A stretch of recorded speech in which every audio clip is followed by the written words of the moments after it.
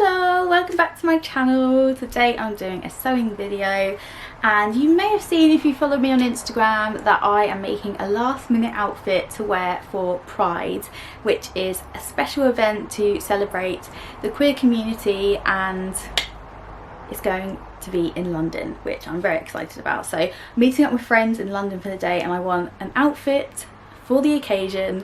And of course I've left it to the last minute to sew it together because I've been on holiday. I'm going to make a cute little outfit. I'll pop my design idea on the side of the screen here, and I've already made the top. I'll show you it in a second.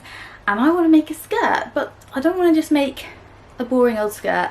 Since doing my design I was like, I'm going to add a little bit of flair to it. So I'm going to be doing the Friday Pattern Company Saturday skirt. I'm going to add a little drawstring hack to kind of ruche it at the front and add like a cute little tie to match the top that I'm making. So before I get started, if you're new to my channel, make sure to subscribe, give this video a thumbs up, and let's get straight on into it.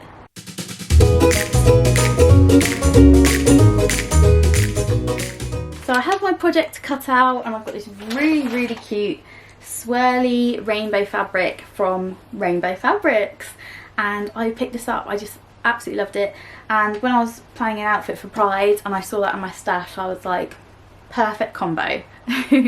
So the skirt that I'm doing is the Friday Pattern Company Saturday skirt set. It's a very simple A-line skirt with a waistband that's flat at the front and elasticated at the back, so you literally slip it up over your hips to wear it, and it has no kind of zip up fastening or anything like that. And it's just an easy, straightforward skirt. But me being me doesn't just want to make it straight up, even though that would be the easy option. I'm going to make it with a little additional twist. So I'm going to add a ruched front to it, so it's got a cute little detail, and it will also match the top a little bit better, I think. I'll add a little picture here on a skirt that I saw on Pinterest that I really like the look of. So this is the vibe that I'm going for. So maybe not as short, it's still going to be like just above the knee, but the ruching and the drawstring detail will make it look a little bit like a shorter skirt without it being too short on my bottom, because that's the bit I always worry about. So yeah, let me show you the finished top because it's very cute. The finished top, it doesn't like do it justice not being on the mannequin, because the way the bust works is that the elastic around under the bust, it like curves, so it like curves under your bust and then you like tie it in, and then it's got like these little puff sleeves. This is a pattern by a little indie brand or person called Cool Stitches. So yeah, so I'm wearing that and it's turned out really well. I did rush the make, so there's like a few little like niggly bits that I could have done better, but it's cute. It will work well with the skirt. The skirt itself is made up of, I'm pretty sure, 4 pattern pieces. I think you can add pockets as well, but I've actually taken the pockets away and I'll show you what I did to do that. It's actually really straightforward. So the back piece, again, it's just a very simple A-line shape, and I made it so it's quite short, but if I put it on and it's still a little bit long, I'm gonna take off the hem and adjust that sort of along the fitting process.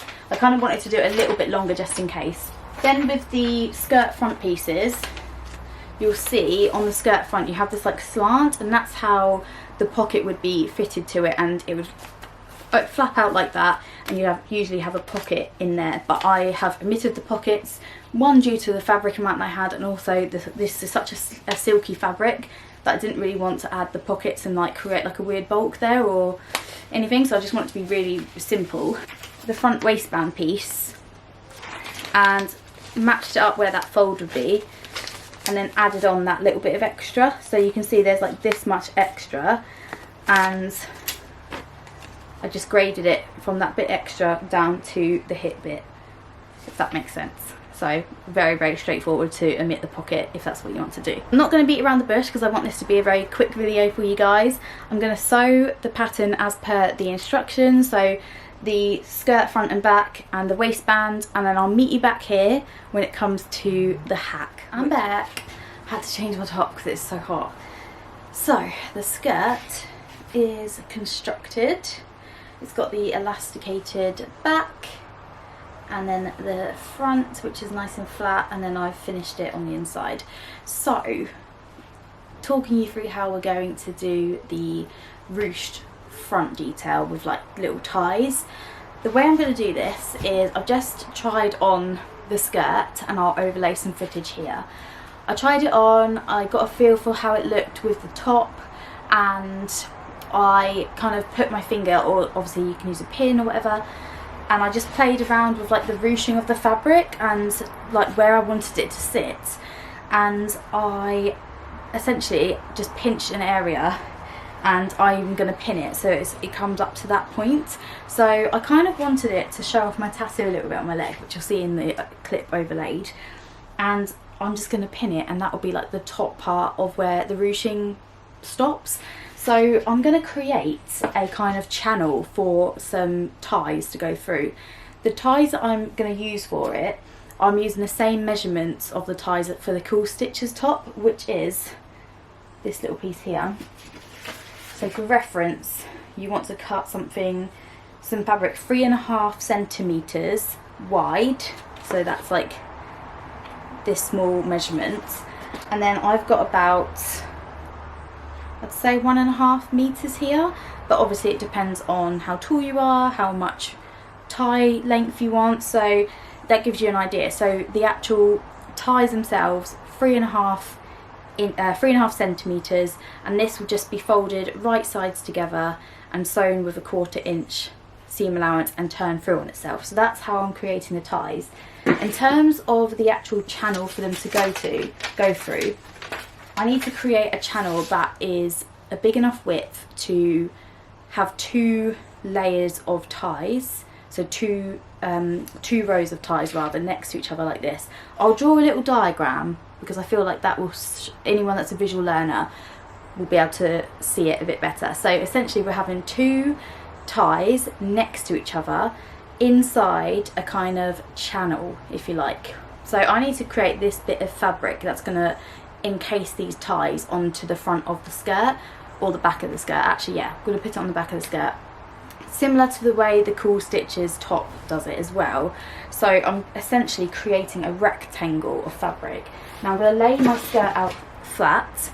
I'm going to measure the ties. When the ties are finished, they're 1.5 centimeters wide. This will determine how big I need the piece of rectangle to be. So for the channel, I'm actually doing it on the wearer's left side, so this side here. And I'm going to just put that as flat as I can. And then when I was wearing it, it was roughly about here. Let me just hold it up to me and just double check. Using my tape measure, I'm just measuring from the hem of the skirt up to where that pin is, and it's saying 34 centimeters. I also need to make sure that I have enough seam allowance for turning the casing under on each side. So let's just measure. If we need 1.5 centimeters for each channel, so if I make the casing 6 centimeters, that gives me enough leeway to work with, and it means I have enough surplus just in case. So I'm going to get my fabric pen.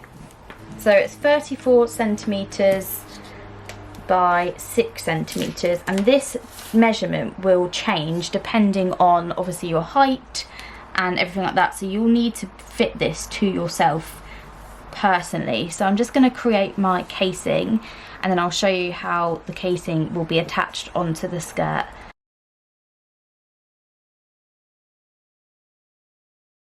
So now we have that piece, that casing piece.